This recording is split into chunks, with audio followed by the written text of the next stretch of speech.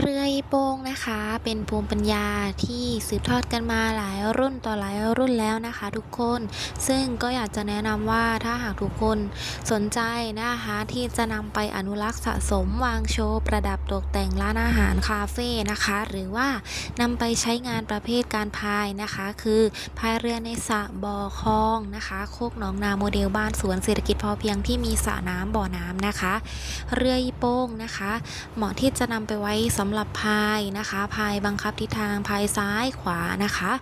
ซึ่งมีความสมดุลนะคะเวลาน้ำหนักตัวเราลงไปนั่งแล้วนะคะก็จะไม่คงเครงง่ายนะคะตัวนี้นะคะเราก็จะทำเรือหนึ่งลำเนี่ยประกอบไม้ที่นั่งแถมไม้พายให้หนึ่งด้ามขนาดจะต่างกันนะคะเช่นลำเล็กนะคะนั่งได้1คนลำใหญ่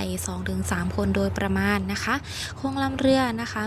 มีรูปทรงที่เป็นเอกลักษณ์นะคะหัวมนหัวแหลมแตกต่างกันนะคะซึ่งลักษณะของหัวเรือขึ้นอยู่กับลักษณะของแร่ตาลที่ได้มาในแต่ละรอบนะเป็นเอกลักษณ์ของแต่ละลำเรือกันไปนะคะถ้าหากว่าสนใจสอบถามรายละเอียดเพิ่มเติมได้เลยนะคะ